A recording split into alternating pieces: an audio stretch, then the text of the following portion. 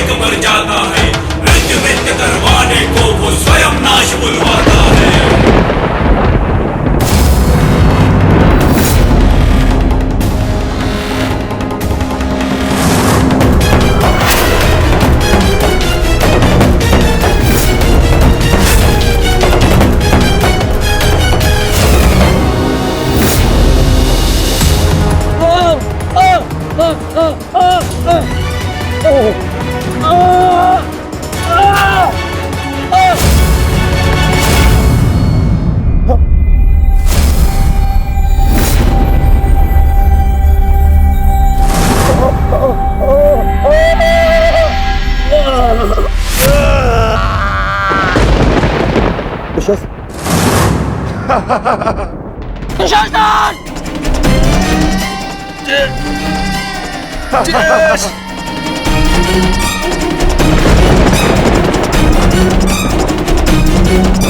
ये सब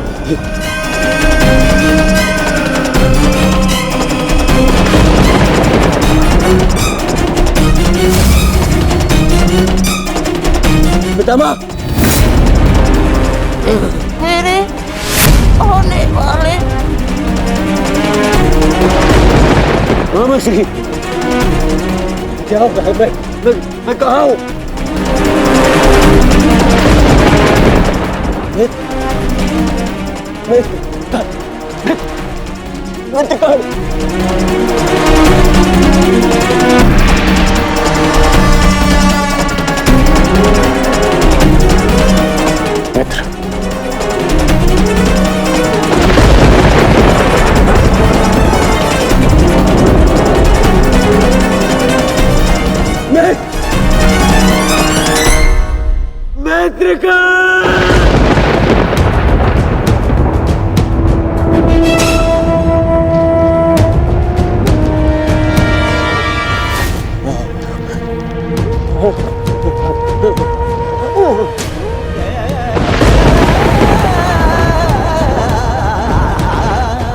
असंभव है ये, असंभव है ये। इसे तुमने ही तो संभव बनाया है दुर्योधन।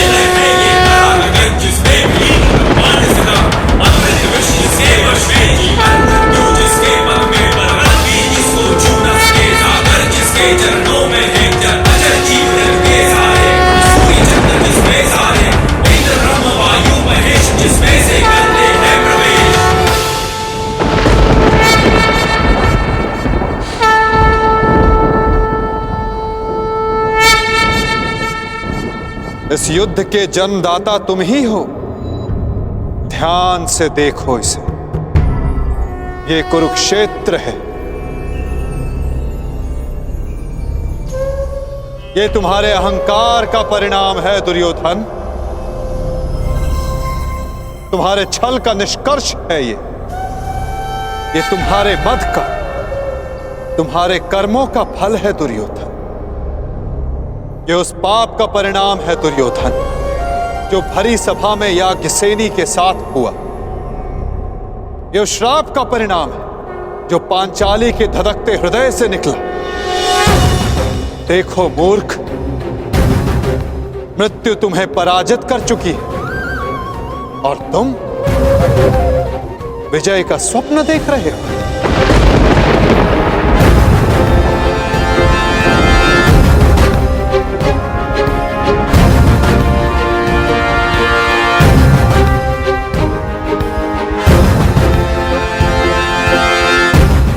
ये सब माया है, ये सब माया है। माया नहीं दुर्योधन, तुम्हारे कर्मों की छाया है ये। यही तुम्हारा भविष्य है, यही तुम्हारा प्रारब्ध, यही अंत है कुरुवंश का। युद्ध की चाह थी ना तुम्हें, महाविनाश देखने की इच्छा थी तुम। ठीक, युद्ध मिलेगा तुम्हें, महाविनाश देखोगे तुम। तुमसे पहले भी बहुत अहंकारी आए और उनका भी अंत मैंने इसी प्रकार किया। मनुष्य क्या, मैं तो सौर मंडल का सृजन और विनाश करता हूं। देखना चाहोगे तो देखो।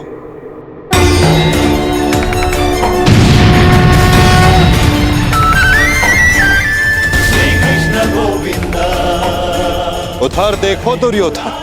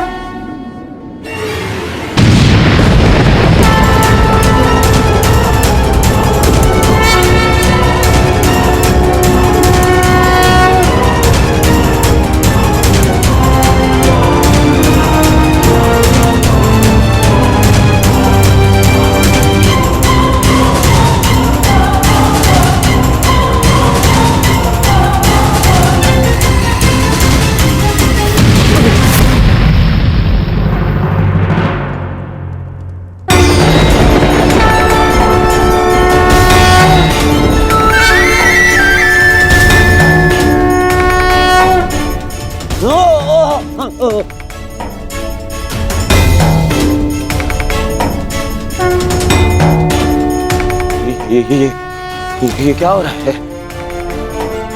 नहीं, ये सब मिथ्या है। ये मिथ्या है। ये मिथ्या तुम्हारा अहंकार है दुर्योधन। मिथ्या ये सभा है। सत्य तो वो है जो तुम कभी समझ ही नहीं पाए। वो सत्य जो मैंने अभी तुम्हें दिखाया।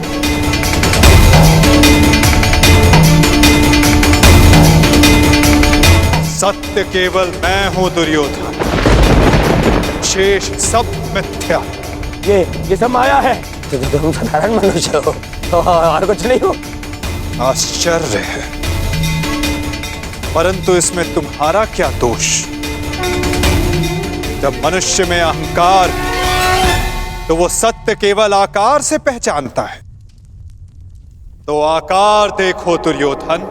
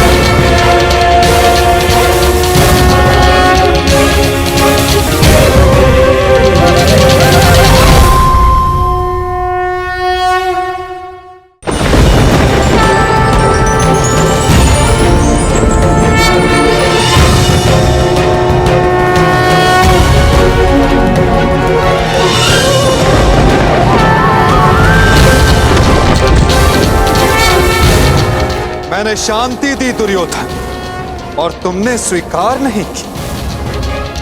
मैंने मैत्री दी, परंतु अपने अहंकार के आगे तुम्हें मैत्री का मूल्य समझ नहीं आया।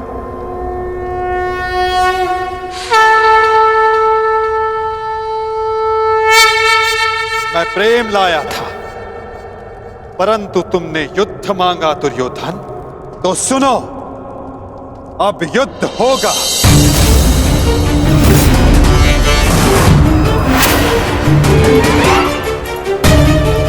मैं जीवन का संदेश लाया था, तुमने मृत्यु का विकल्प चुना। तो मैं मृत्यु दूंगा।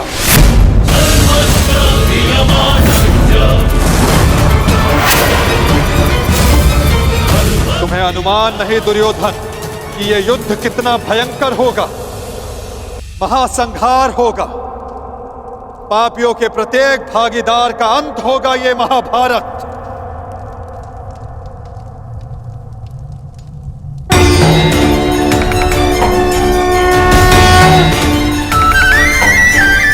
श्री कृष्ण गोविंद हरे मुरारी हे नाथ नारायण वासुदेवा।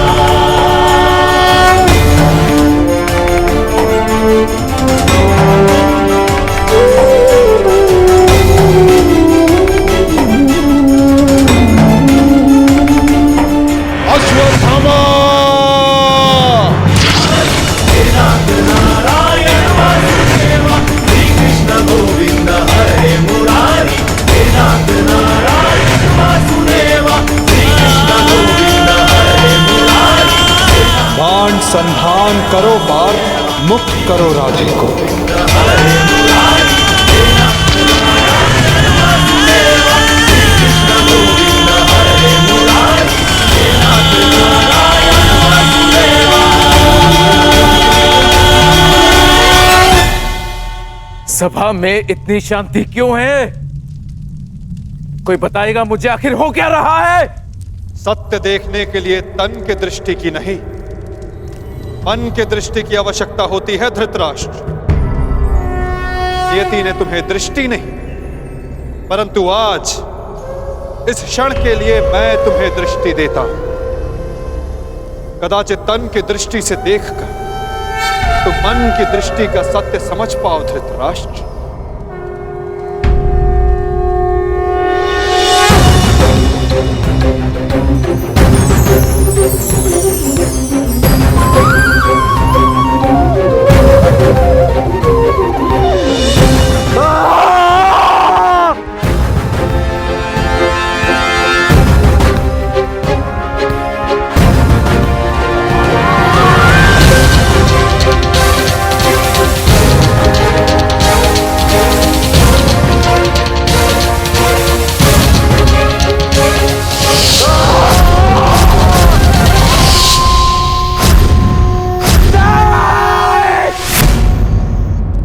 नहीं चाहिए ये दृष्टि मुझे, वापस ले लो।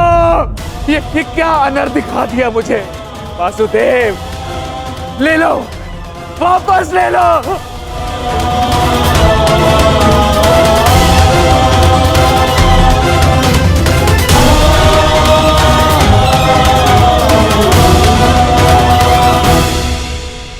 जो सबने देखा वही अंत है और वही नया प्रारंभ। परंतु ये आप सबको स्मरण तब होगा जब ये वास्तविक में आप सबके साथ घटित होगा।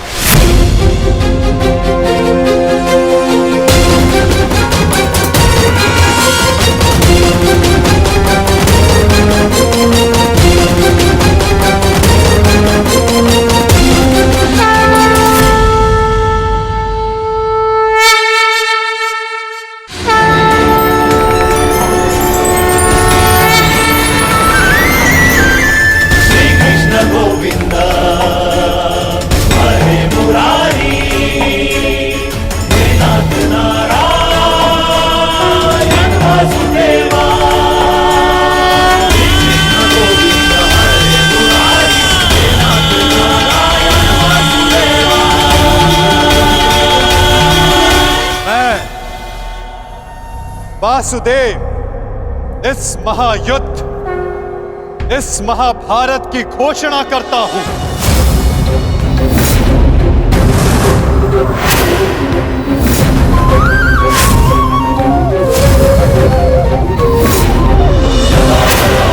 धर्मस्य स्मरण रखना दुर्योधन, तुम्हारे इस अभिमान के साथ साथ तुम भी इस धरा पर ऐसे गिरोगे कि कभी उठ नहीं पाओगे। इस महाहिंसा, इस महाविनाश के उत्तरदायित्व का बोझ तुम अपने साथ दूसरे लोक लेकर जाओगे दुर्योधन। विनाशाय सारुणा विनाशाय च दुष्कृता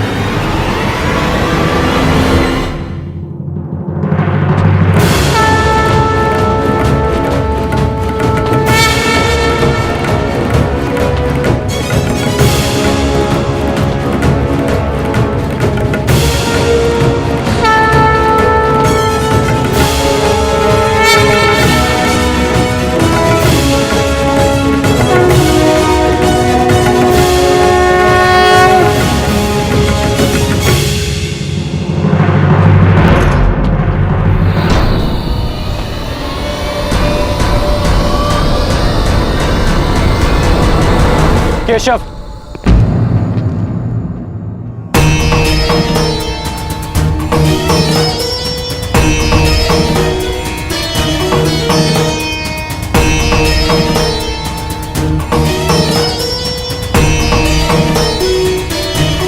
मुझे सदा से भान था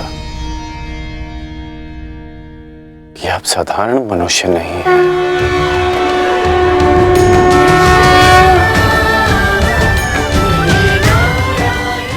परंतु आज जो मैंने देखा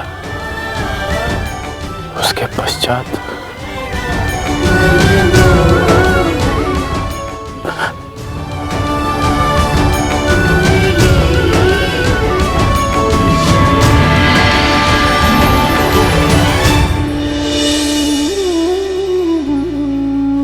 मेरे साथ आओ मित्र। ये स्थान अब वार्ता करने के लिए उचित नहीं रहा। यहां शब्दों का कोई मोल नहीं। यहां शब्द केवल सुने जाते, समझे नहीं जाते। आओ मेरे साथ।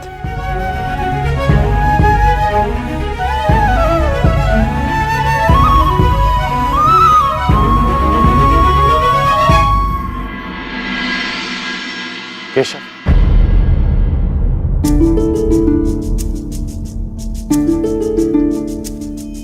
शांति न्याय एक बार आप मेरे सारथी बने थे, आज ये गौरव मुझे दीजिए केशव।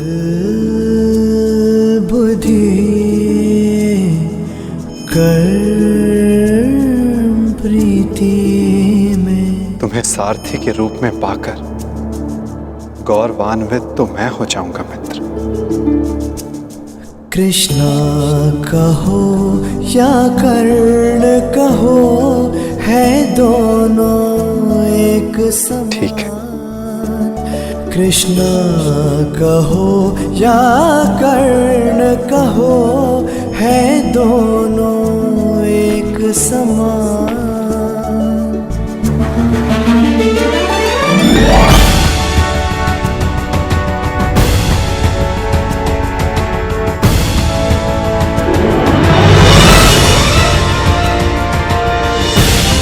कह दो मित्र, जो कुछ भी तुम्हारे मन में।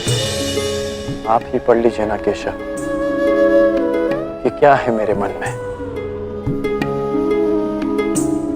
मैं तुम्हारा मन पढ़ सकता हूं मित्र, परंतु जैसे कि मैंने पहले भी कहा था, मुझे तुम्हारे मुख से सुनना अच्छा लगता है। अब कह भी दो मित्र, क्या है तुम्हारे मन में?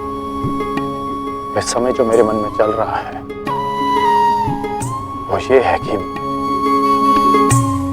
कि आपने मुझे पांडवों के पक्ष में आने का प्रस्ताव दिया था। हाँ, और तुमने उस प्रस्ताव को अस्वीकार कर दिया था। हाँ,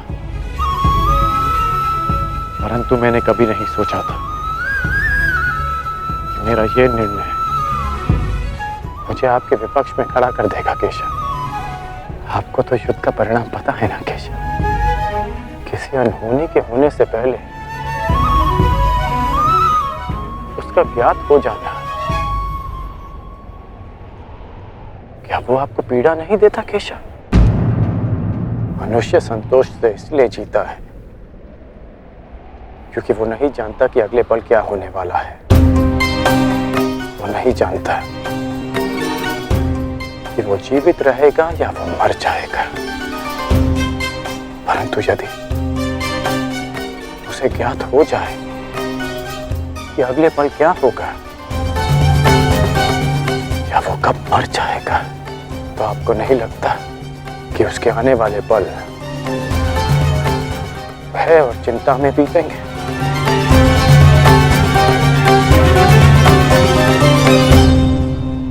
ये सोच पर निर्भर करता है अंगराज। यदि मनुष्य को अपना अंत ज्ञात हो तो हर वो क्षण जिसे हम व्यर्थ करते हैं उन क्षणों को जिया भी जा सकता है।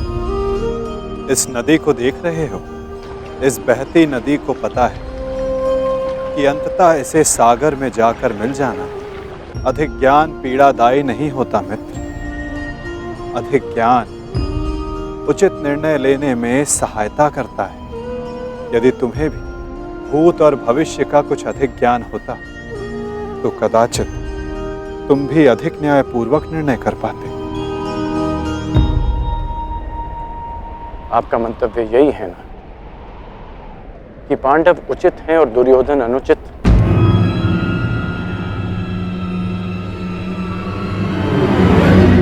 क्षमा कीजिएगा, परंतु मैं आपकी इस बात से सहमत नहीं हूं।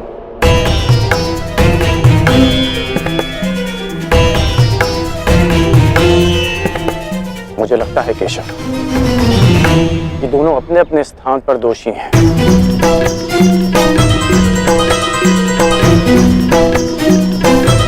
और इसी कारण से दोनों अपनी अपनी दृष्टि में निर्दोष और सही हैं।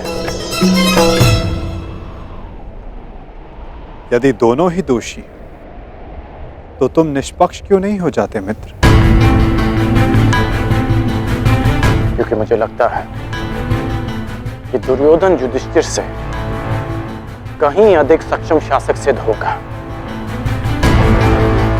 इतने अधर्म करने के पश्चात भी? हाँ, क्योंकि वो युधिष्ठिर की भांति धर्मराज होने का ढोंग नहीं करता। आप ही बताइए केशव कि जिसने स्वयं की पत्नी को दांव पर लगा दिया हो, जिसने द्यूत के कुचक्र से निकलकर स्वयं को द्यूत में फिर से फंसा लिया हो,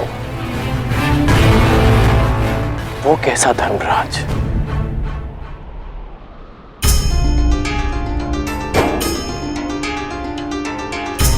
युधिष्ठिर की असमर्थता के कारण।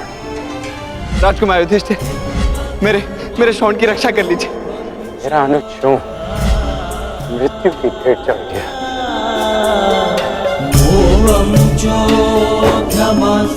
जब मुझे सूतपुत्र कहकर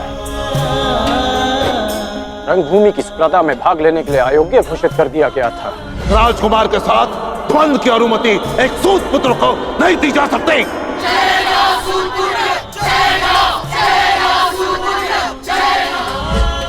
तब भी धर्मराज का धर्म मौन था। ऐसे में दुर्योधन ने मेरा हाथ थामा, जिसे आप अधर्मी कहते हैं। आज मैं अंगराज हूं, परिवर्तन के लिए खड़ा हूं, वो केवल दुर्योधन के कारण केशव। मैंने कहा था ना, यदि तुम्हें तनिक अधिक ज्ञान होता तो तुम उचित निर्णय ले पाते मित्र।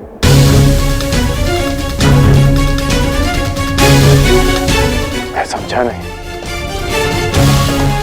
तुम सदा स्वयं को सूतपुत्र समझते आए होकर, और यदि तुम्हारा ये ज्ञान मिथ्या हुआ तो? मिथ्या? हाँ कर, क्योंकि तुम्हें तो पता ही नहीं कि तुम वास्तव में हो कौन। मुझे ज्ञात है कि मैं कौन हूं, और मुझे गर्व है कि मैं अधिरथ पुत्र कर्ण हूं, राधे पुत्र कर्ण हूं, सूत पुत्र कर्ण हूं।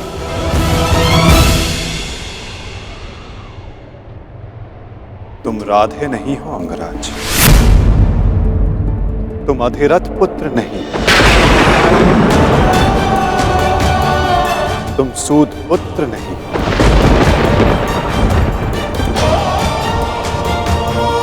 तुमने कभी ये नहीं सोचा कर्ण कि एक सूद पुत्र के शरीर में दिव्य स्वर्ण से मणित कवच और कुंडल क्यों है?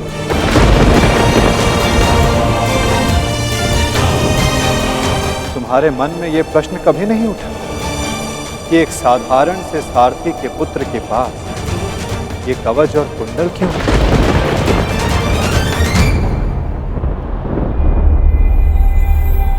क्या तुम ये सोचकर कभी व्याकुल नहीं होते कर्ण कि तुम शेष से इतने भिन्न क्यों हो? तुम सूर्य पुत्र कर्ण, सूर्य पुत्र कर्ण, सूर्य पुत्र कर्ण, सूर्य पुत्र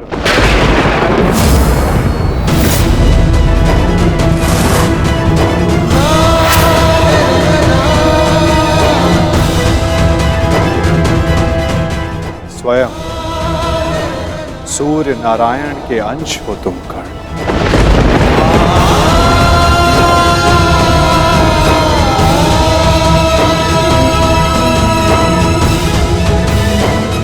यह सत्य है,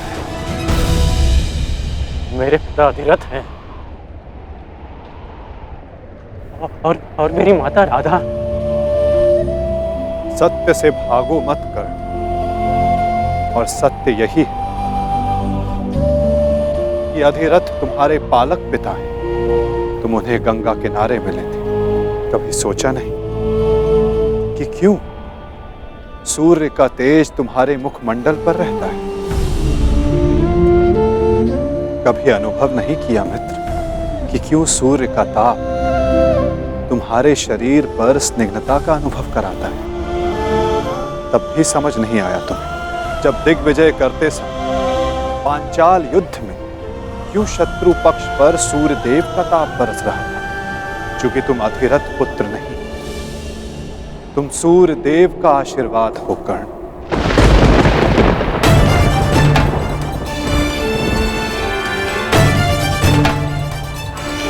यदि मैं पिताश्री को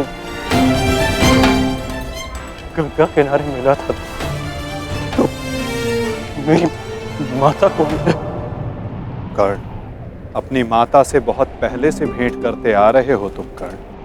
चूंकि रक्त सदा रक्त का सम्मान करता है। कभी सोचा है कि वो कौन है जिनके समक्ष आते ही तुम्हारी दृष्टि उनके पांव की ओर चली जाती है? वो कौन है जिनसे हर युद्ध से पूर्व उनका आशीष लेने का तुम्हारा मन करता है? कौन है कर्ण जो सदा तुम्हें अपने पुत्रों के समान प्रेम करती है? वो कौन है जिनकी आंखें तुम्हें देखते ही भर आती हैं? अर्जुन से द्वंद्व होने के पश्चात भी तुमने कभी पांडवों का अहित नहीं चाहा, कभी उनकी रक्षा की, कभी उन्हें चेतावनी दी। क्यों कर्ण? इसलिए नहीं कि तुम न्याय चाहते थे, अपितु इसलिए कि तुम्हारी धमनियों में बहता हुआ रक्त तुम्हें पुकार रहा था। हाँ कर्ण, तुम राधे नहीं कुंती पुत्र हो, पांडवों के ज्येष्ठ। हाँ कर्ण, बुआ कुंती ही तुम्हारी माता है और तुम उनके ज्येष्ठ पुत्र।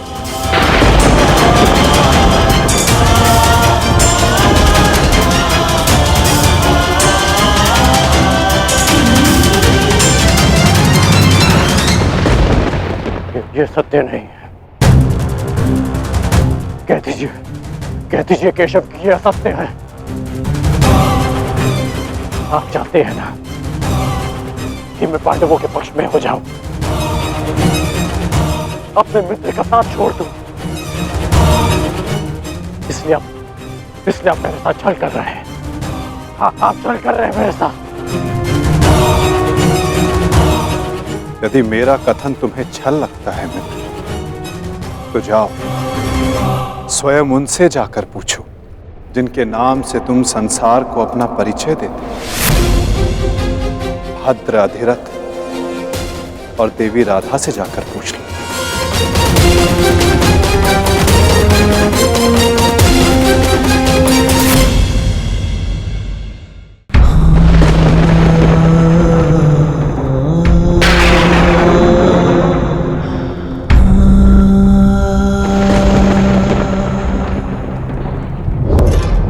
आ गए? उचित समय पर पहुंच गए। आओ भीतर आओ।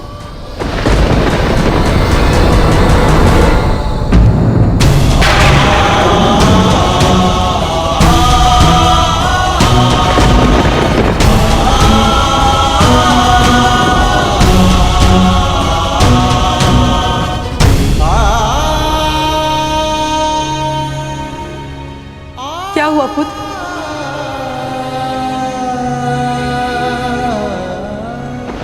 तुम राधे नहीं हो अंगराज, तुम सूर्य पुत्र कर्ण हो।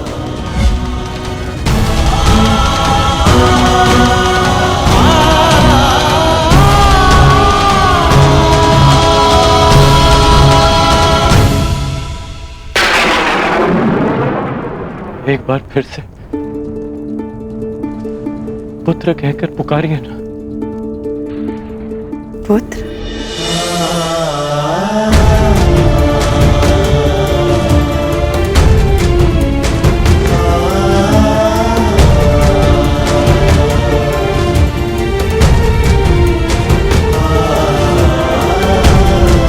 क्या हुआ पुत्र? तुम इतने व्यथित क्यों हो? क्या हुआ? मैं व्यथित था अपने ही माता। मैं समझ गया कि ये वासुदेव का खेल है। वो मेरे साथ खेल खेल रहे हैं माता। खेल? कैसा खेल? क्या विनोद किया केशव ने? बहुत भारी विरोध किया उन्होंने। उनका कहना है कि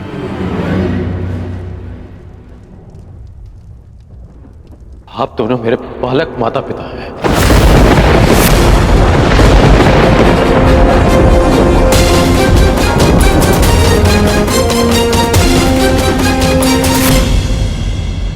मैं पिताश्री को गंगा तट पर मिला था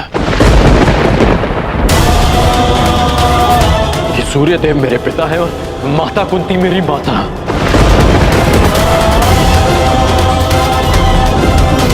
परंतु मुझे विश्वास है कि यह सत्य है।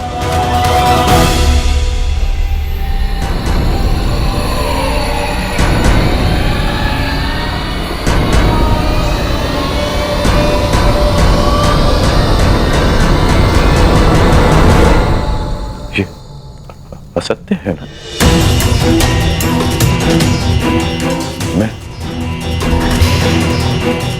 आप ही का पुत्र हूं।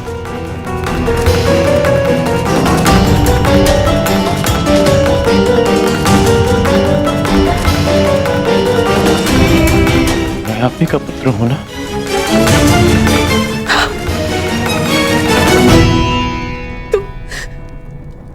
तुम मेरे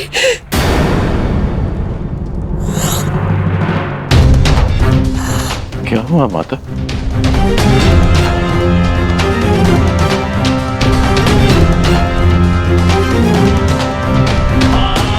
क्या हुआ पिताश्री? आप दोनों मौन क्यों हैं? कहिए ना कि आप ही मेरी माता है। कहिए ना कि मैं आपका पुत्र हूं।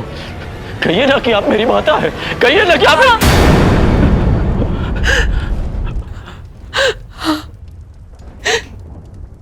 मैं तुम्हारी माता हूं।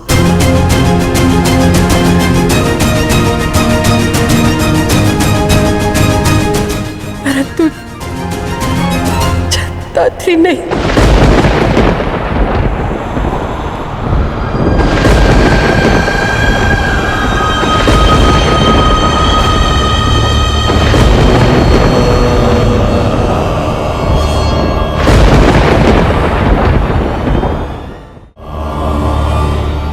मैंने तुम्हें जन्म नहीं दिया।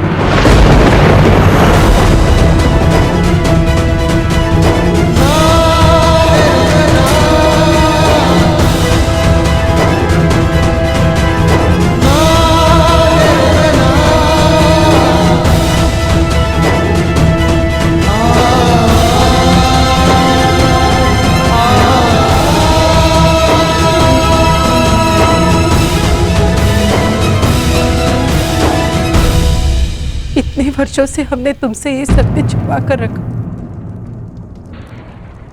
कि देवी कुंती तुम्हारी माता है। इसी कारण हम न तुम्हें धनुर्विद्या सीखने देना चाहते थे और न रणभूमि में जाने देना चाहते थे, क्योंकि देवी कुंती तुम्हारी जन्मदात्री है। केशव ने तुमसे कदाचित असत्य नहीं कहा। तुम मेरे पुत्र नहीं,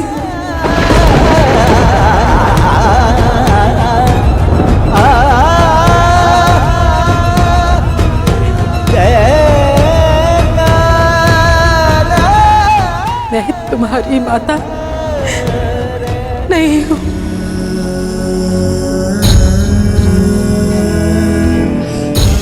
आप असत्य कह रही हैं कि आप मेरी माता नहीं हैं।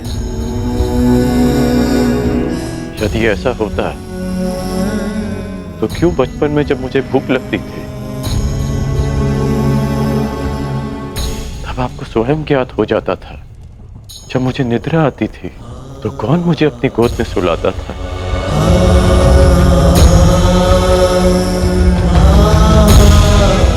आप ही ना। जब मैं शिक्षा पूर्ण कर घर वापस लौटा तो आपको बिना ज्ञात हुए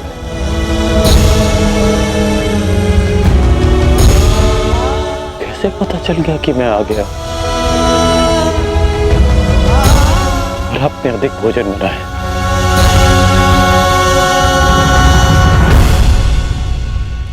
क्यों मेरे राज्याभिषेक पर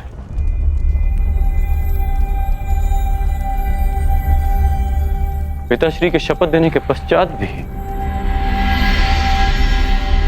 आप मुझे छुप कर देखने आई थी? जब मैं अंग जा रहा था तब क्यों मुझे परिवर्तन का आशीष दिया?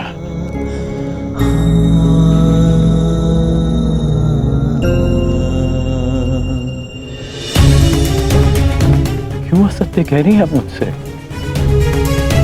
इसीलिए कि मैं इस युद्ध में भागना है। ठीक, मैं इस युद्ध में भाग नहीं लेता। मैं सदा ही आपके चरणों में बैठा रहूंगा। मैं यहां से कहीं नहीं जाऊंगा। बस इतना कह दीजिए कि आप ही मेरी माता। कह दीजिए।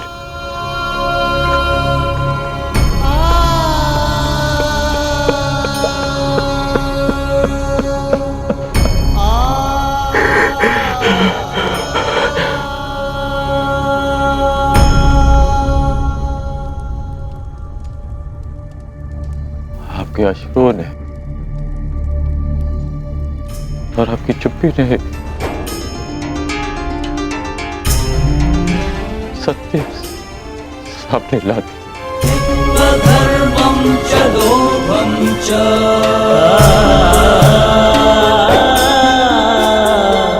मोहं चोऽध्यमस्थितः। धन्य है आप तो।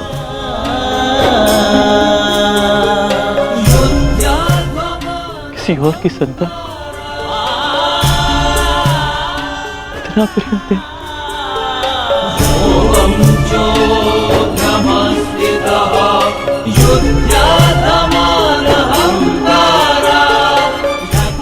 मैं आपका ऋण कभी नहीं उतार पाऊंगा।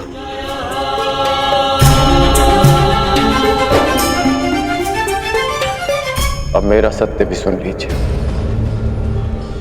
मैं सदा प्राधिकरण ही कहलाऊंगा।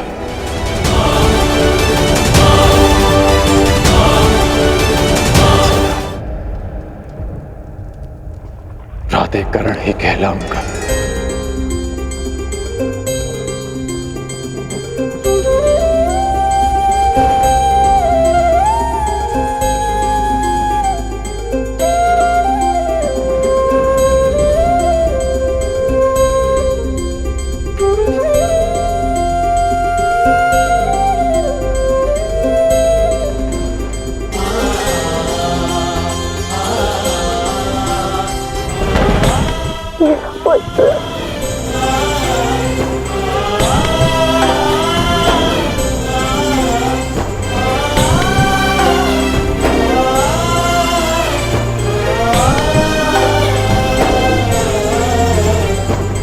कहाँ जा रहे हो पुत्र? उनके पास जो मेरे प्रश्नों से भयभीत होकर छिपकर बैठे हैं, सूर्य देव के पास।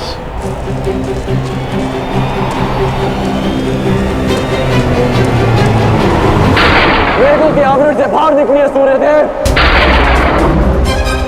अब आप मुझसे और नहीं छिप सकते। मेरे समक्ष आइए सूर्यदेव।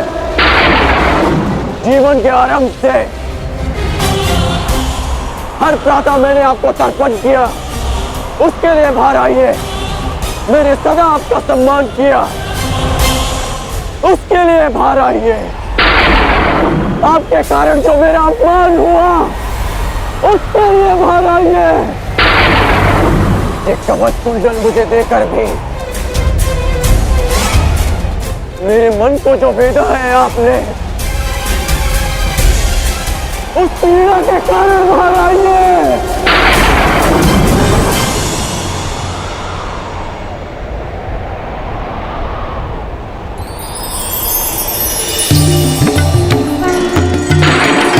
शहरवि सम्प्राप्तः भास्करो लोकपा पुत्र कर्ण,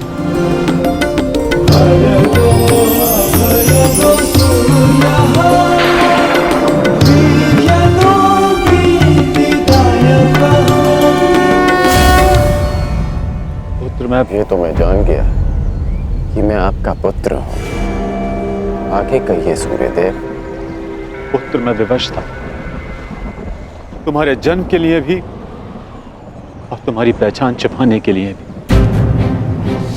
महर्षि दुर्वासा ने देवी कुंती की सेवा से प्रसन्न होकर उन्हें यह आशीर्वाद दिया कि वो जिस भी देवता का आवाहन करेंगी वो उन्हें पुत्र देंगे। देवी कुंती बालिका थी, उन्हें लगा कि कहीं ये वरदान मिथ्या तो नहीं, और उन्होंने खेल खेल में मुझे ये आह्वान दिया और वरदान से विवश होकर मुझे उन्हें अपना अंश देना पड़ा।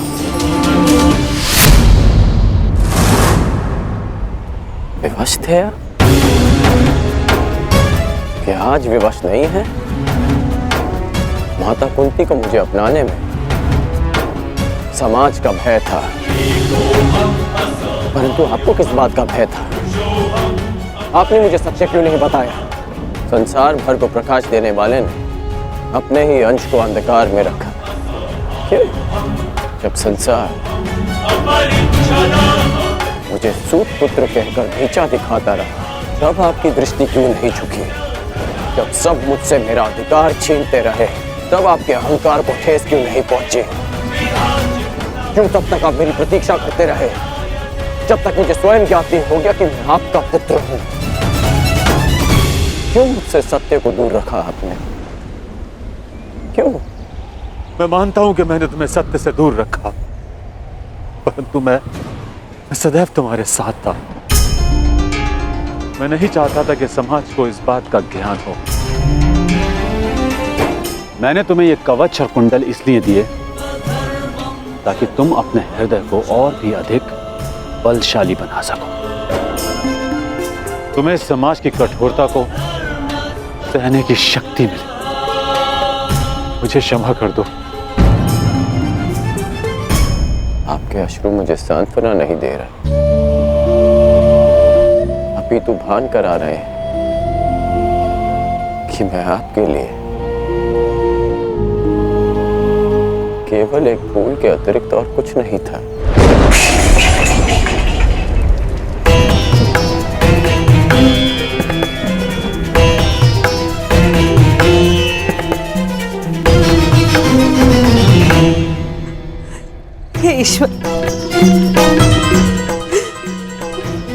बुआ की सहायता करना।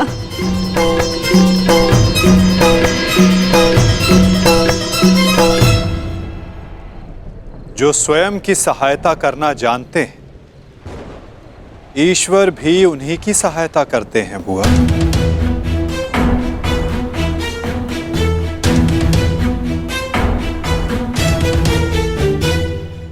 मैं सदा आपकी पूजा करता रहा, आपको तर्पण देता रहा, और भविष्य में भी मैं ऐसा ही करूंगा। मैं सदा आपका सम्मान करूंगा, क्योंकि मेरे लिए आप सदैव सबसे शक्तिशाली रहे। मेरा मन मलिन है आज, परंतु मेरे मन में आपके प्रति कोई मेल नहीं। एक बार अपने मुख से आपके जाने का समय आ गया है। कल प्रातः आपको सबके जीवन को अंधकार से निकालना। विश्राम कीजिए पिताश्री। कल्याण हो तुम्हारा। ऐसी अवस्था में भी तुमने अपने पिता को तृप्त किया। धन्य हो तुम दानवीर कर्ण।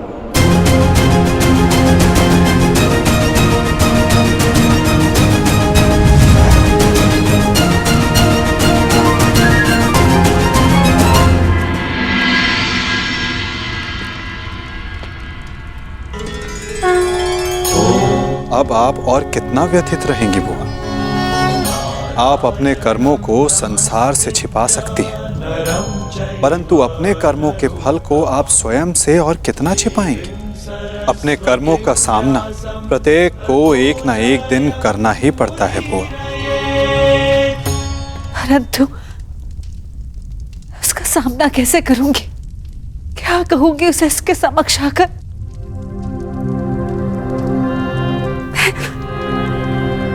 मैं कैसे उसे समझाऊंगी कान्हा? क्या ये सब इतना सरल है? यदि सब कुछ इतना सरल होता तो जीवन जीवन नहीं होता बुआ। मनुष्य को अपने भय का, अपने अतीत का सामना करना ही पड़ता है, और ये भेंट जितनी शीघ्र हो, मन से बोझ उतनी ही शीघ्र उतर जाएगा बुआ। जाइए बुआ, समय आ गया है सत्य का सामना करने का। समय आ गया आपको आपके ज्येष्ठ पुत्र से मिलने का।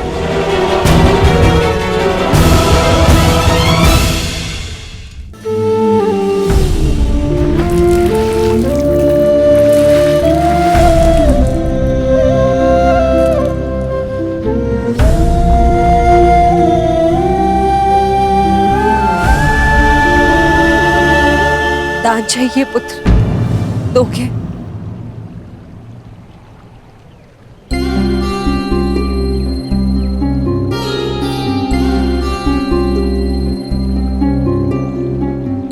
सुना है, प्रातःकाल सूर्य को अर्घ्य देते समय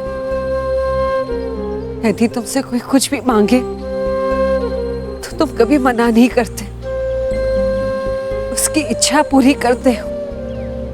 इसलिए मैं भी कुछ मांगने तुम्हारे समक्ष आई हूं कि इस दुर्भाग्यशाली माता को क्षमा दान दे पाओगे पुत्र?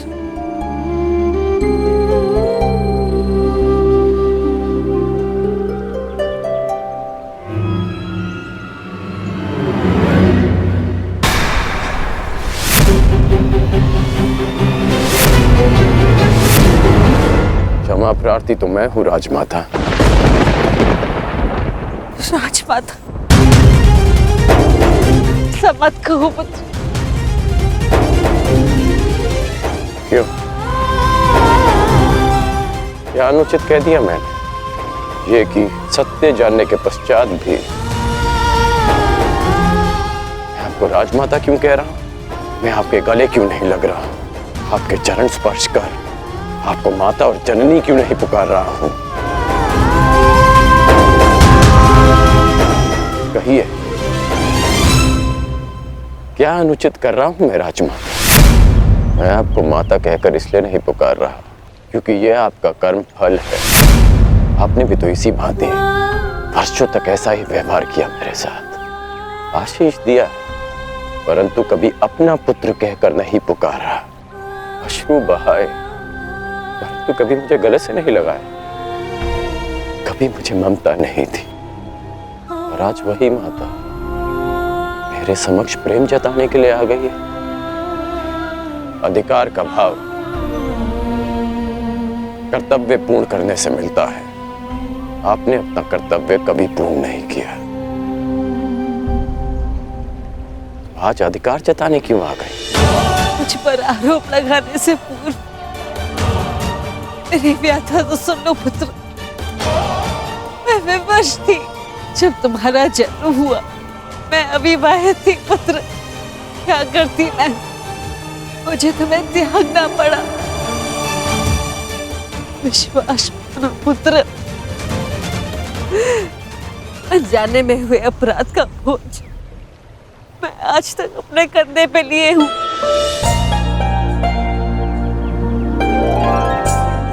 आपने अपनी व्यथा तो कह दी, परंतु मेरा क्या दोष था? एक बालक जिसने अपनी आंखें भी पूरी तरह नहीं खोली थी, उसके जीवन में आपने सदा के लिए अंधकार कर दिया। एक नवजात को गंगा माँ की भेंट चढ़ा दिया आपने। क्या आपने ये भी नहीं सोचा कि वो जीवित रहेगा या वो मर?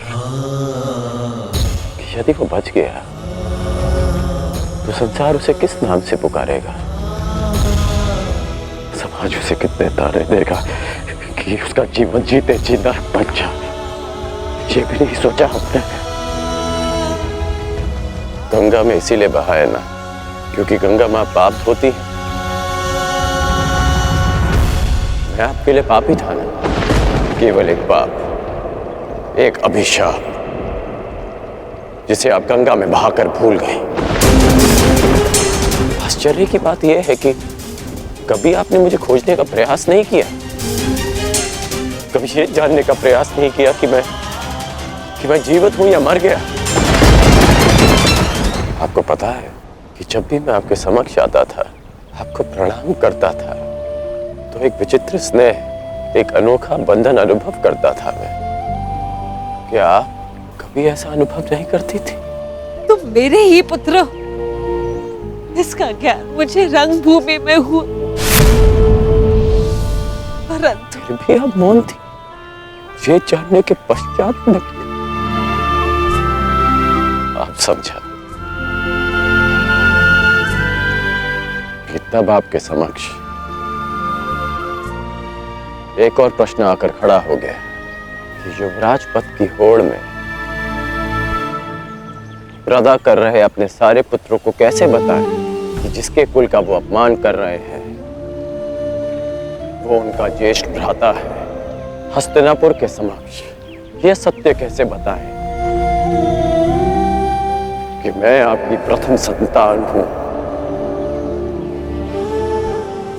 बोलिए राजमाता, कि आज अचानक क्या हो गया? ऐसा मत कहो पुत्र, मैं नहीं चाहती कि मेरे पुत्र एक दूसरे का रक्त बहे। मुझसे सहन नहीं होता पुत्र, मुझसे सहन नहीं होता। समझ गया कि आप यहाँ मेरे लिए नहीं, अर्जुन के लिए आई, कि आप मुझसे क्षमादान मांगने नहीं,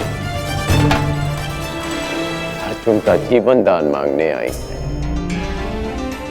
आप यहाँ इसलिए आई कि मैं अर्जुन का वध ना करूं। ऐसा मत कहो पुत्र, मैं नहीं चाहती कि मेरा कोई भी पुत्र एक दूसरे का वध करे। ठीक है, समस्त हस्तिनापुर के समक्ष ये स्वीकार कर सकती हैं कि मैं आपका ज्येष्ठ पुत्र हूं।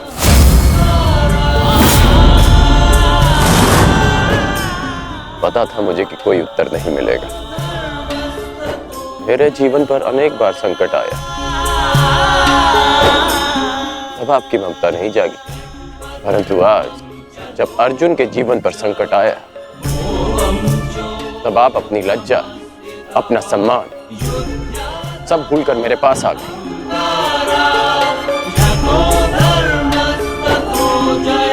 सत्य में अर्जुन बहुत भाग्यशाली है कि उसे आपकी ममता मिली। मैं भले ही अर्जुन को युद्ध के द्वंद्व में हरा दूं, परंतु आज उसने मुझे ममता के द्वंद्व में हरा दिया।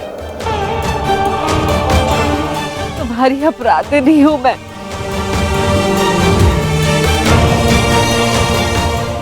इस अपराध बोध को और मत बढ़ाओ।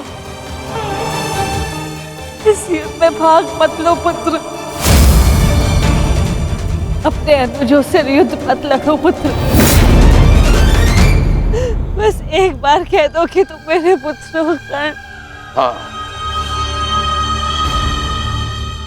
मैं आपका पुत्र हूं।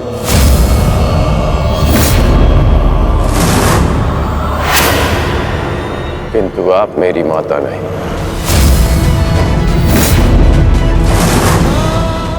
सदा स्मरण रखिएगा राजमाता कि इस सूत पुत्र की माता का नाम राधा है। मैंने अवश्य कौन्तेय बनकर जन्म लिया, परंतु संसार मुझे सदा राधे कर्ण के नाम से जानेगा। मैं सूर्य पुत्र कर्ण हूं, किंतु मेरे पिता का नाम अधिरथ है। मुझे स्वयं को सूर्य पुत्र के स्थान पर सूत पुत्र कहने में अधिक गर्व अनुभव होगा। आप माता हैं अर्जुन की, सभी पांडवों की, क्योंकि आपने उन्हें पाला पोसा, बड़ा किया, प्रेम दिया। और आश्चर्य की बात तो यह है कि आप आज भी उन्हीं की माता बनकर इस सूत पुत्र राधे कर्ण के पास आई हैं, यह आश्वासन पाने कि आपके पुत्र सुरक्षित रहे। मेरे द्वार पर आए किसी भी याचक को रिक्त हाथ लौटने नहीं दे सकता मैं। राजमाता, मैं आपको रिक्त हाथ लौटने नहीं दूंगा। मैं वचन देता हूं कि इस महाभारत के पश्चात आपके 5 पुत्र जीवित रहेंगे, केवल 5। यदि अर्जुन ने मेरा वध किया तो भी, और मैंने अर्जुन का वध किया तो भी। यदि अर्जुन मेरे हाथों वीर गति पाता है तो मैं सब कुछ छोड़कर आपके पास आ जाऊंगा। मैं वचन देता हूं कि अर्जुन के अतिरिक्त आपके किसी पुत्र का वध नहीं करूंगा मैं।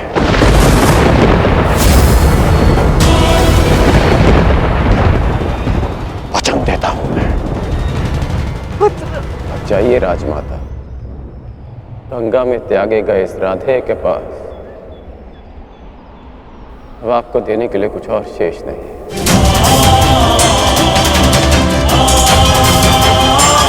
रही बात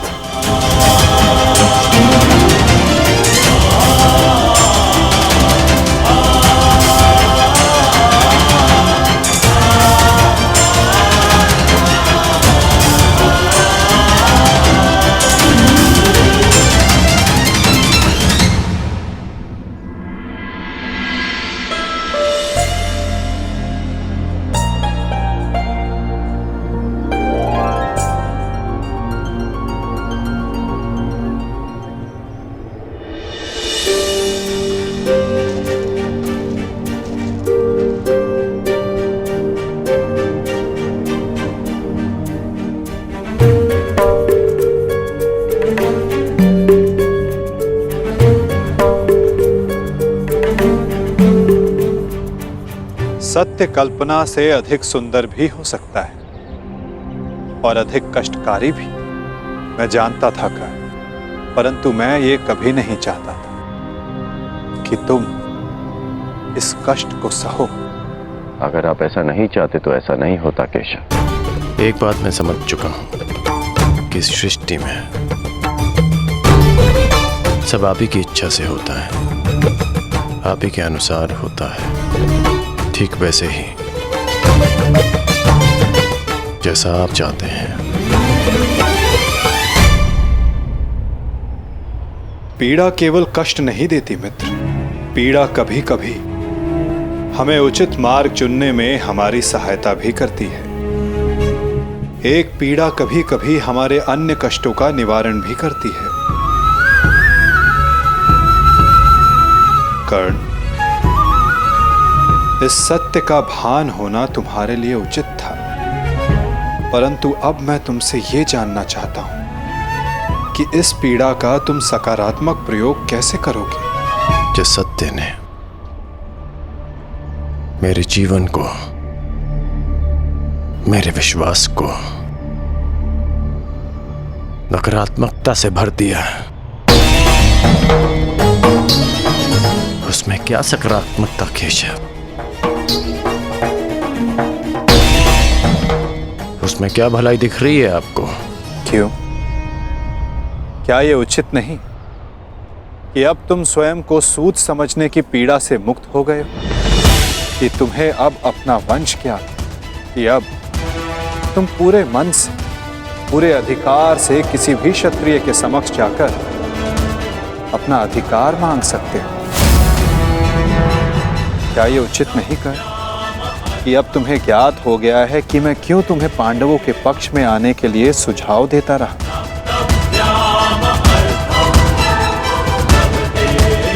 एक सत्य संसार बदल सकता है, और अब तुम्हारा संसार बदल चुका है मित्र। तो क्या यह श्रेष्ठ नहीं कि तुम अपना पक्ष और निर्णय दोनों बदल दो? तुम सबसे ज्येष्ठ कौन्तेय होकर अर्जुन, भीम, युधिष्ठिर, इन सबसे ज्येष्ठ, और मुझे ये मानने में कोई संकोच नहीं कि तुम अर्जुन से अधिक श्रेष्ठ हो, परंतु ये दो शक्तियां, ये दो भाई विपक्ष में क्यों मित्र? यदि तुम और अर्जुन एक पक्ष में हो गए तो सृष्टि की कोई भी शक्ति तुम दोनों के समक्ष छोटी पड़ जाएगी।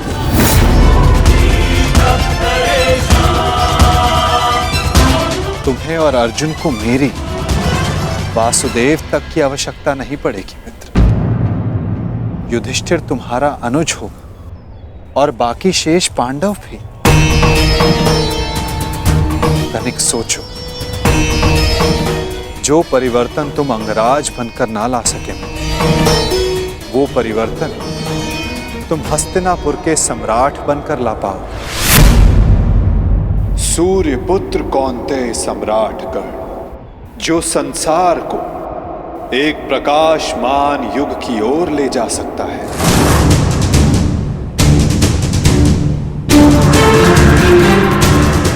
मैं केवल तुम्हारे भविष्य की बात नहीं कर रहा हूं कर्ण, मैं उस भविष्य की बात कर रहा हूं जिसकी हस्तिनापुर को आवश्यकता है। इस संसार को, इस मानवता को आवश्यकता है, और यही सबके हित में है मित्र।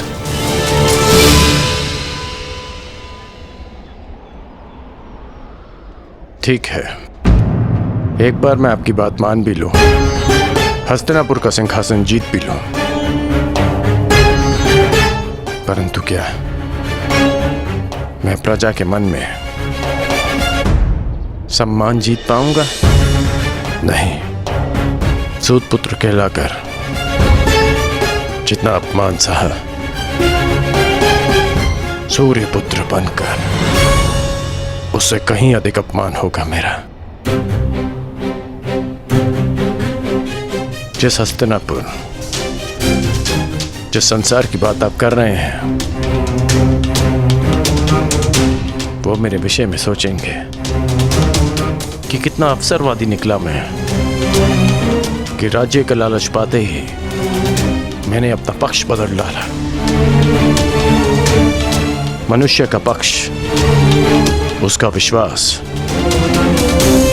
उसका ईश्वर होता है। मेरे जन्म का सत्य बदल जाने से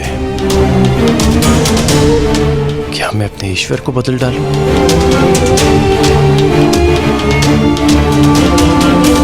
और अर्जुन, क्या ये उस महान धनुर्धारी का अपमान नहीं होगा? और युधिष्ठिर, जिसने 13 वर्ष वन में काटे, क्या ये उसके अधिकार का हनन नहीं होगा? और दुर्योधन का क्या? दुर्योधन की मित्रता ने वट वृक्ष बनकर मुझे संसार के ताप से बचाया, मुझे छाया दी। और जो वृक्ष छाया देता है उसे काटा नहीं जाता, उसकी रक्षा की जाती है। धिक्कार होगी मुझ पर यदि ऐसा विचार मेरे मन में भी आया।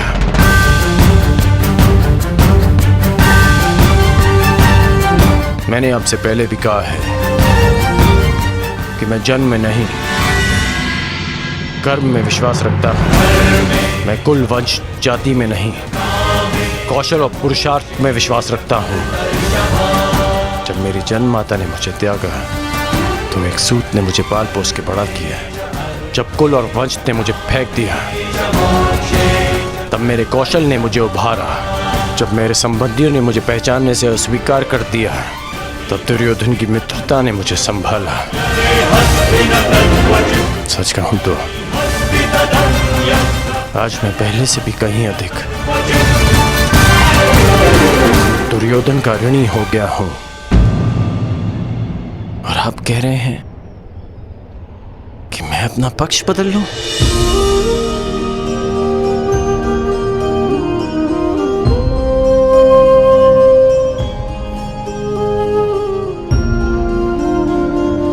मैं अभिभूत हुआ तुम्हारे इन वचनों से कर्ण, परंतु मेरी इच्छा सदा यही है कि तुम मेरे साथ रहो और मैं तुम्हारे।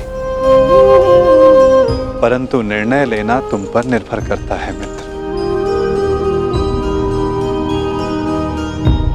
तो बताओ कर्ण, तुम्हारा अंतिम निर्णय क्या है? तुम्हारे नए परिचय का, इस सत्य के भान का क्या निष्कर्ष है? एक ही निष्कर्ष है और एक ही निर्णय। या तो मेरे मित्र दुर्योधन के शीश पर राज मुकुट होगा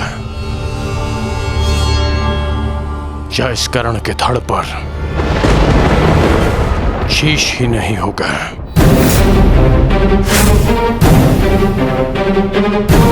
इसके अतिरिक्त और कुछ संभव नहीं है केशव।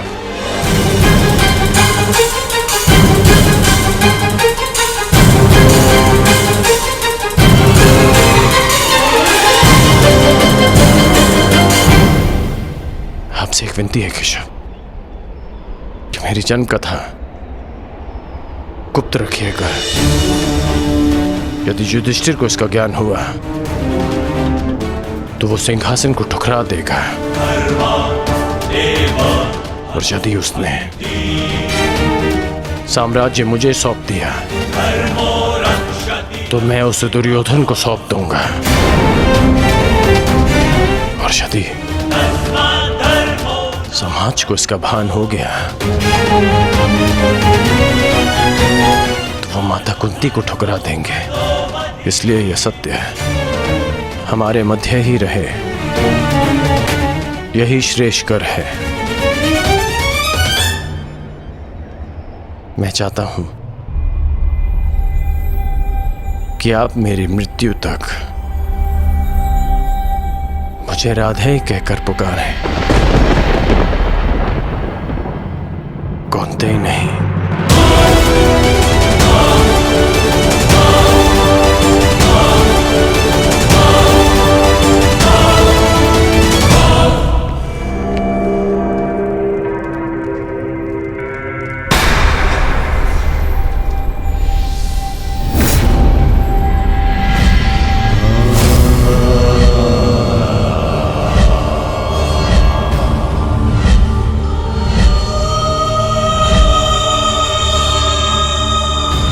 यही तुम्हारा भविष्य है, यही तुम्हारा प्रारब्ध, यही अंत है कुरुवंश का।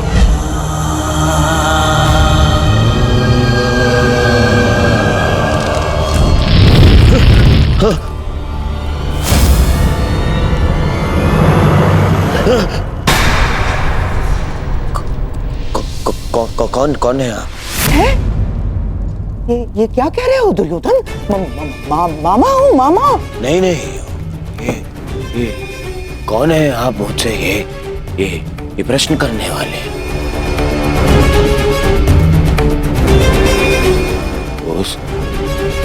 उस छली ने, उस मायावी ने, ये देखिए, ये माया आकर गया है मुझ पे। एक भ्रम जाल में फंसा गया है मुझे। दुर्योधन को भयभीत कर गया है वो। और आप भी वहीं थे, हाँ? आपने क्या किया? अब खड़े खड़े मेरा अपमान देखते रहे। देखो दुर्योधन, तुम भूल रहे हो, वो मैं ही था जिसने उस वासुदेव को बंदी बनाने की योजना बनाई थी। मैं ही था वो। वही तो। देखो, क्रोध करने का समय नहीं है ये, और तुम्हारा ये क्रोध मुझ पर बाद में करना, समझ गए? पहले इस बात से अवगत हो जाओ कि हस्तिनापुर में क्या घटित हो रहा है।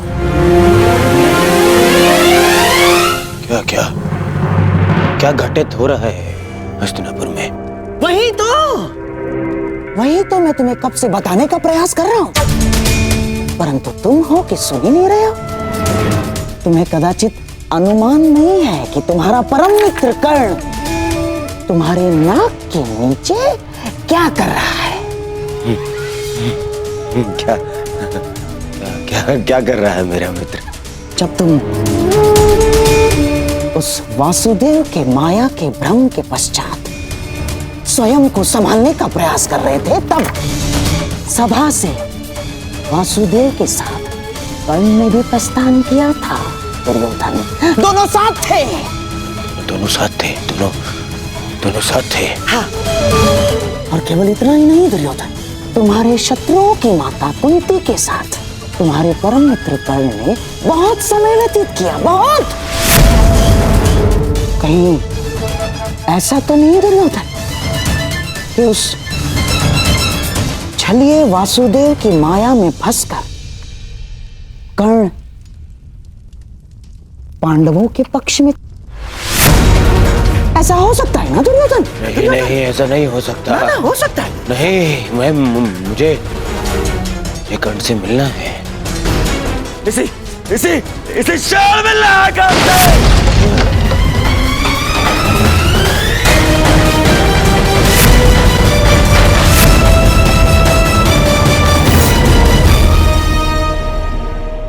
जीवन कितने खेल खेलती है ना हमारे साथ केशव। जीवन भर जिसका वध करना चाहा, जिसे युद्ध में हराना चाहा, जिसका मान मर्दन करना चाहा, आज ज्ञात हुआ कि वो मेरा ही अनुज है। मैं अपने ही अनुज पर आक्रमण कैसे कर पाऊंगा? उस पर बाण संधान कैसे करूंगा मैं? और यदि ऐसा नहीं करता तो वो उस मित्र के साथ विश्वासघात होगा जो मेरे विश्वास पर ये युद्ध लड़ रहा है।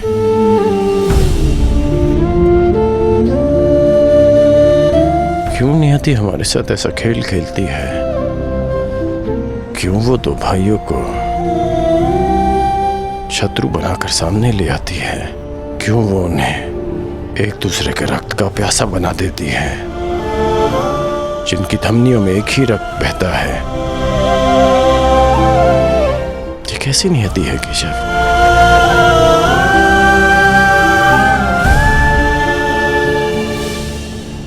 ये नियति नहीं मित्र, ये चुनौती है, ये एक परीक्षा है, या ये कहो स्वयं को सिद्ध करने का अवसर है।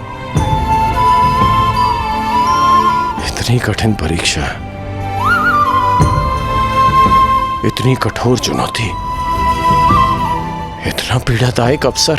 मनुष्य अपनी परीक्षा नहीं चुनता कर्ण, ये परीक्षा है जो स्वयं अपना पात्र चुनती है। ये चुनौती है जो परखने के लिए स्वयं अपना पात्र चुनती है कवचधारी वीर। माटी के तट नदी की धीमी धारा के किनारे होते हैं और कठोर पाषाण को नदी के वेग से लड़ना होता है। एक सामान्य पाषाण को हथौड़ी और छेनी की मार सहनी होती है, परंतु जिसे हीरा बनना हो उसे धरती के भीतर गहन दबाव और ताप को सहना होता है। माला बनने के लिए अपने हृदय को सुई से भिदवाना होता है। प्रकाश देने के लिए स्वयं को जलाना होता है। बांस सब होते हैं कर्ण, परंतु बांसुरी बनने के लिए तन पर घाव खाना पड़ता है।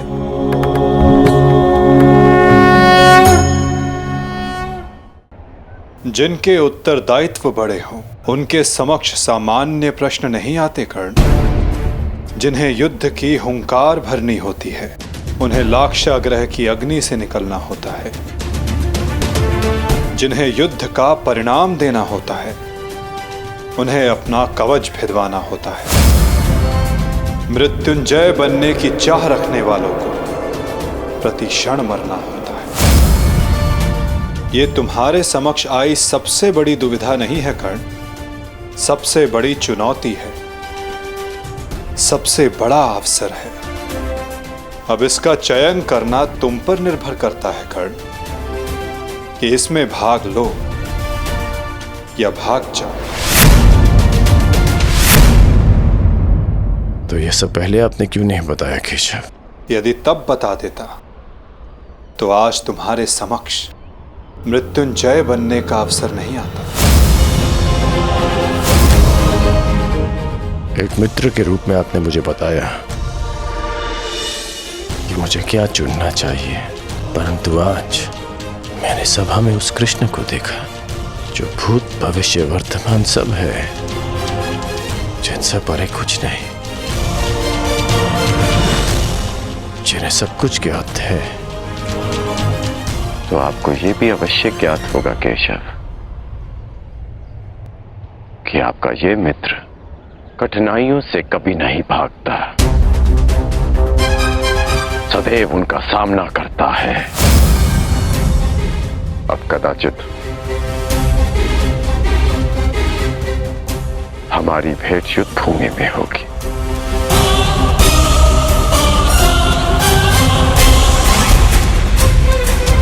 प्रणिपात केशव।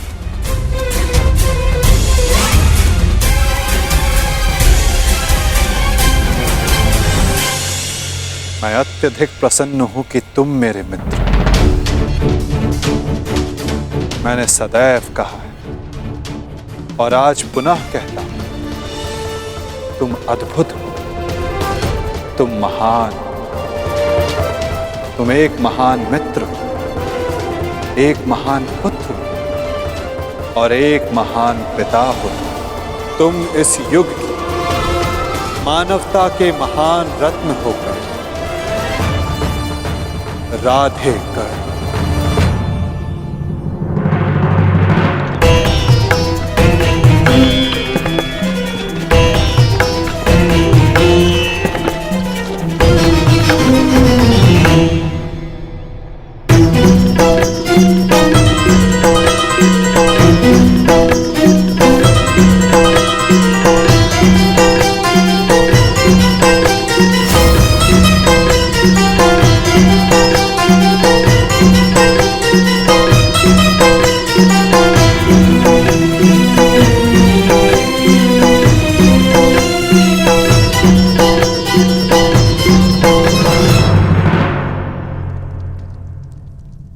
तो ठीक है, युद्ध को चुना है कौरवों ने और आज पहली बार मैं उस दुर्योधन के प्रति कृतज्ञ हूं,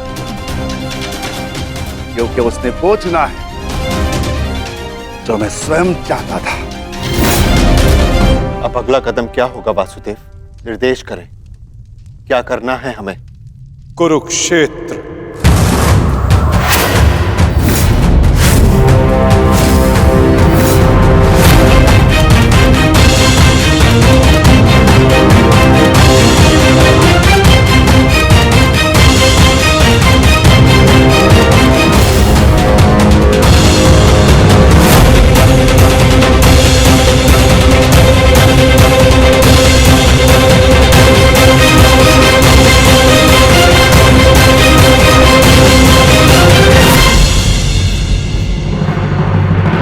शांति प्रस्ताव इस अग्नि में जलकर भस्म हो चुका है।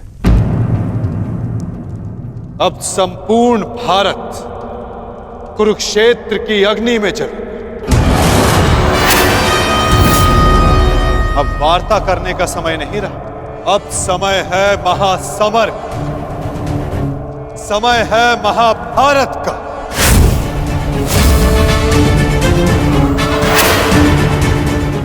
अब जीवित रहना है तो विजयी होकर या फिर मृत्यु का आलिंगन करना। अब समय आ गया कि याज्ञसेनी के खुले केशों का प्रतिकार किया जाए। समय आ गया कि आप पांचों अपनी प्रतिज्ञाएं पूरी करें। अब समय आ गया कि संपूर्ण भारतवर्ष को पाप मुक्त किया जाए।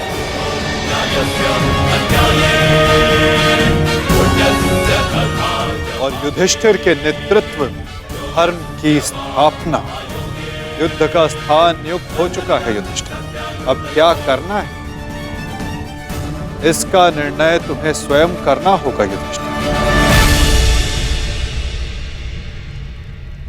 हमें शीघ्र ही यहां से प्रस्थान करना होगा। पुत्रों, युद्ध के लिए तत्पर हो जाओ। हम सब तैयार हैं ज्येष्ठ पिताश्री। युद्ध की तिथि की प्रतीक्षा करने की आवश्यकता भी नहीं, हम युद्ध अभी करेंगे। ठहरो, हम सभी लोग यहां से एक साथ प्रस्थान नहीं कर सकते, क्योंकि विराट राज्य की सुरक्षा के लिए हम में से किसी को यहां उपस्थित रहना होगा। ऐसा पहले भी हो चुका है और हो सकता है कि हमारी अनुपस्थिति में दुर्योधन विराट राज्य पे आक्रमण कर दे। इसीलिए हम में से किसी को भी यहां उपस्थित रहना होगा। उसकी आवश्यकता नहीं।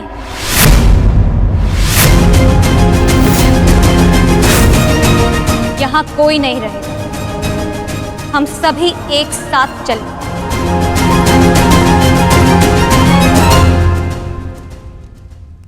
नहीं पांचाली, कुरुक्षेत्र में स्त्रियों का कोई स्थान नहीं। यदि तुम बाहर रहोगी तो मन युद्ध में नहीं, हमारी रक्षा करने में लगा रहेगा।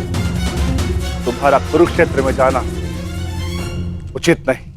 उचित तो मेरा द्यूत क्रीड़ा भवन में जाना भी नहीं था आर्य,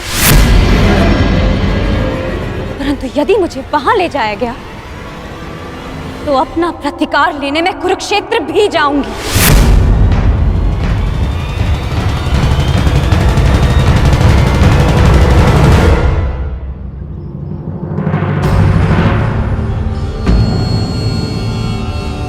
कल रात्रि ही तो आए हो पुत्र, अभी जा रहे? कुछ दिन रुक जाओ। नहीं माता, मुझे हस्तिनापुर जाना होगा।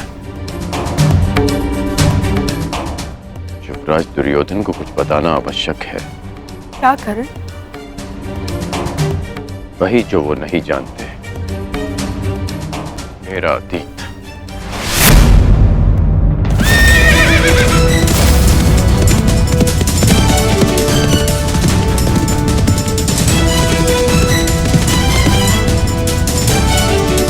मत करो पुत्र, इसकी क्या आवश्यकता है?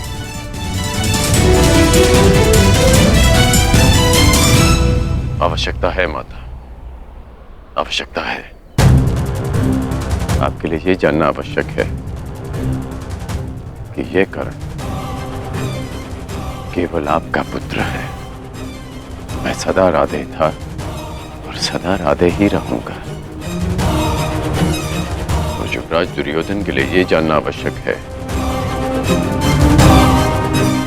कि जिस कर्ण को उन्होंने पांडवों के विरुद्ध सबसे घातक अस्त्र समझा था, वो कर्ण पांडवों का ही ज्येष्ठ है।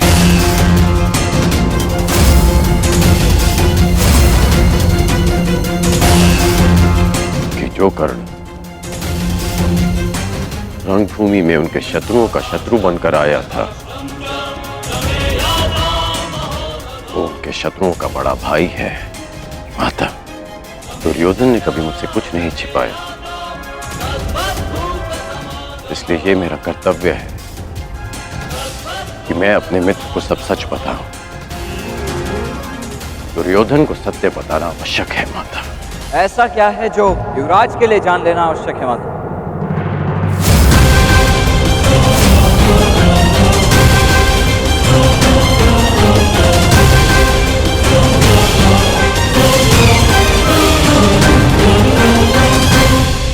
कुछ नहीं वृषेण, तुम्हारे पिता युवराज को ये बताना चाहते हैं कि इस युद्ध में तुम उनकी ओर से भाग लोगे।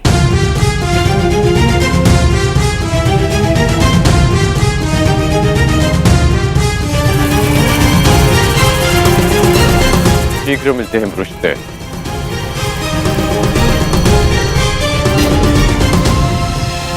प्रणिपात माता।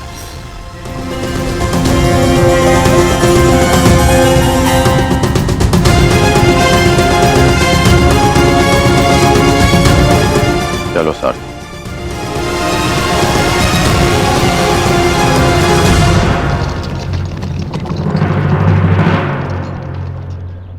सखी उचित कह रही है विकोदर। यदि हम सबको विजय पानी तो हम सबका वहां रहना अनिवार्य है।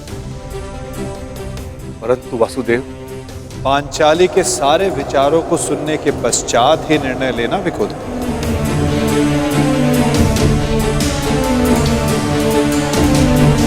परंतु ये उचित नहीं।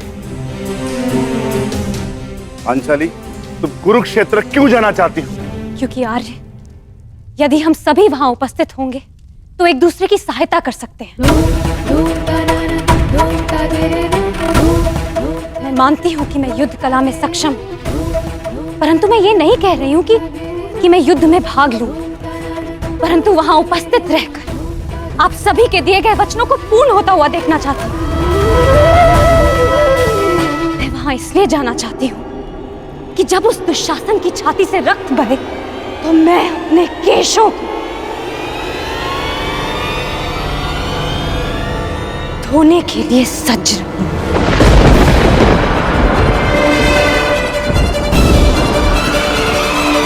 और जब दुर्योधन की मृत्यु निकट हो तो वो मेरी आंखों में देख सके और उसे हमेशा स्मरण रहे कि उसे दंड मिला है, वीर गति नहीं।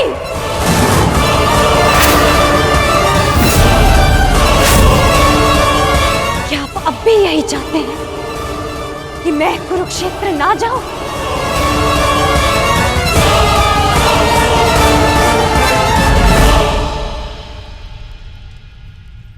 कुरुक्षेत्र के लिए कूच का आदेश दीजिए केशव। अब कौरवों का संहार निश्चित है।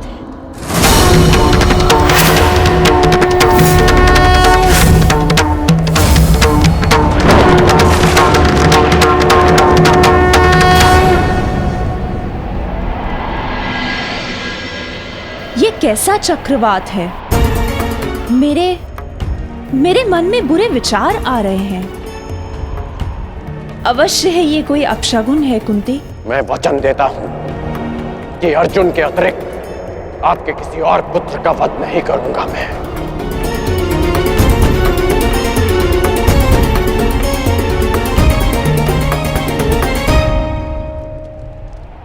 अब और नहीं, मुझे सत्य बताना ही होगा। सत्य? कैसा सत्य?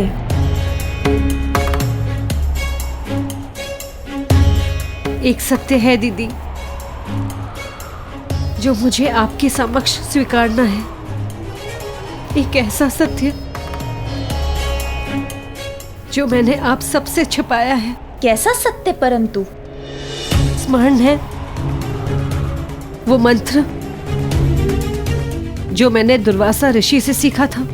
हाँ, मुझे स्मरण है, परंतु आज अचानक उसकी बात क्यों ले बैठी?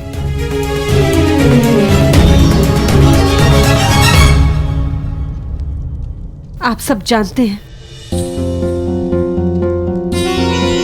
आर्य पांडु के निर्देश पर मैंने और माधुरी ने उस मंत्र का प्रयोग किया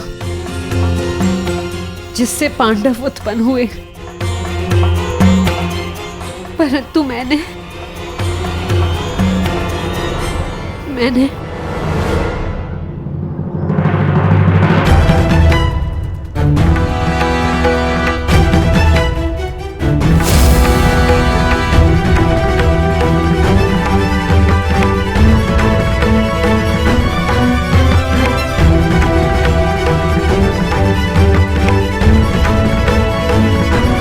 कर्ण यहाँ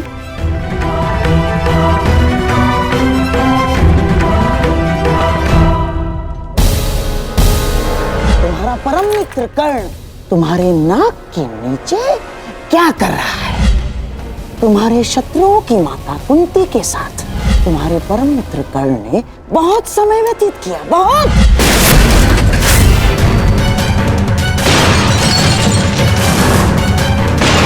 दुर्योधन, दुर्योधन देखो, देखो, शांत हो जाओ, अपने क्रोध को काबू में रखो। दुर्योधन, दुर्योधन, ये क्या कर रहे हो तुम? मैं प्रस्तुत हूं।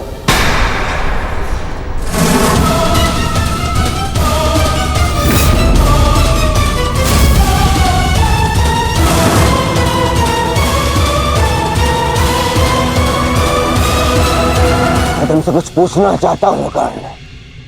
मैं भी तुम्हें कुछ बताना चाहता हूं। मेरी परिस्थितियां बदल गई हैं, समीकरण बदल गए हैं, पहचान बदल गई। ठीक कहा तुमने, ठीक कहा तुम।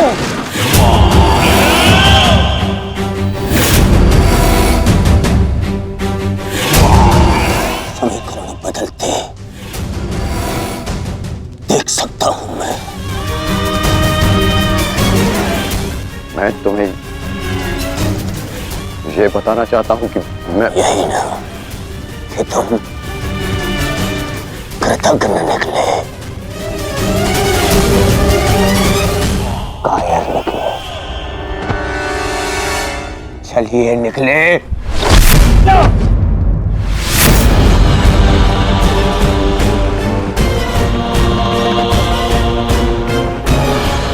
क्या कर रहे हो? क्या कर? दंड दे रहा हूं एक भगोड़े को, एक कृष्ण को, एक भगोड़े को जो युद्ध से पूर्व ही भाग रहा है। शांत हो जाओ, शांत हो जाओ। दुर्योधन, सब जानता हूं कि तुम उस छलिए के साथ क्यों गए थे, और माता कुंती के पास भी। तुम्हें क्या लगा मुझे क्या नहीं होगा?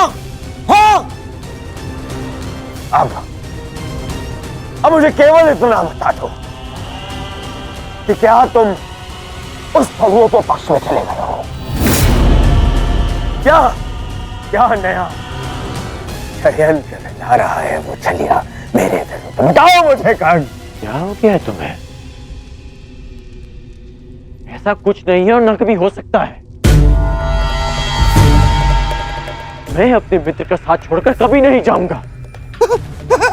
झूठ! झूठ बोल रहा है ये दुर्योधन, ये झूठ बोल रहा है। मैं झूठ नहीं बोल रहा हूं और आपने फिर से षड्यंत्र रचना शुरू कर दिया गांधार राज। हाँ तो बताओ मुझे क्या वार्ता करने गए थे तुम उन पांडवों की माता के साथ?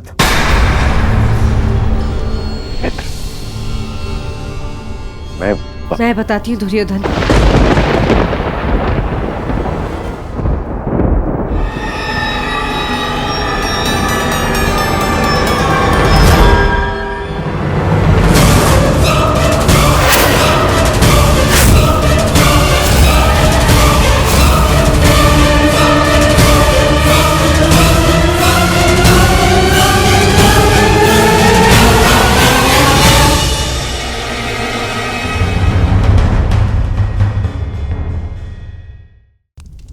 मैं बताती हूँ दुर्योधन।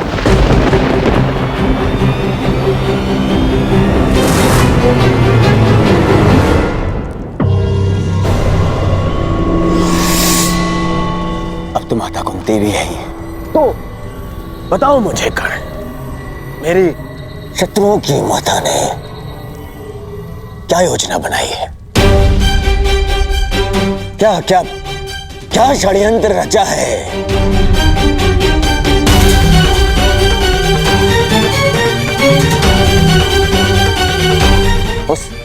उस शरीर के साथ मिलकर बोलो, बताओ मुझे कर्ण, क्योंकि इतना तो निश्चित है कि मेरी शत्रुओं की माता ने जो भी योजना बनाई होगी वो मेरे लिए शुभ नहीं होगी।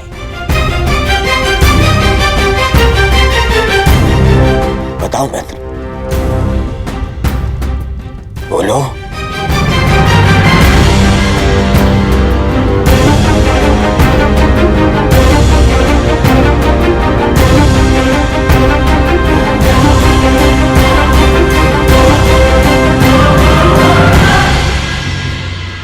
आप बताइए काकेश्वरी, क्या ये चल क्या रहा है? क्या छल करने का, किसी और का अधिकार को अपने नाम पे कर लेने का गुण आपने उन पांडवों से सीखा है या फिर उन पांडवों को ये गुण आपसे विरासत में मिला है?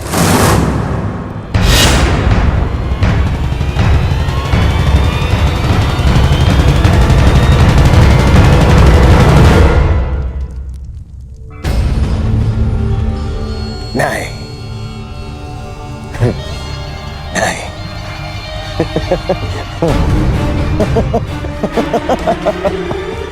मैं भी कितना मूर्खतापूर्ण प्रश्न कर रहा हूं। उन पांडवों ने छल करना तो आप ही से सीखा होगा। आपने भी तो वही किया, छल किया आपने अपने पति के साथ, अपने कुल के साथ। जिन्हें संसार पांडु पुत्र मानता है वो तो पांडु के पुत्र है ही नहीं।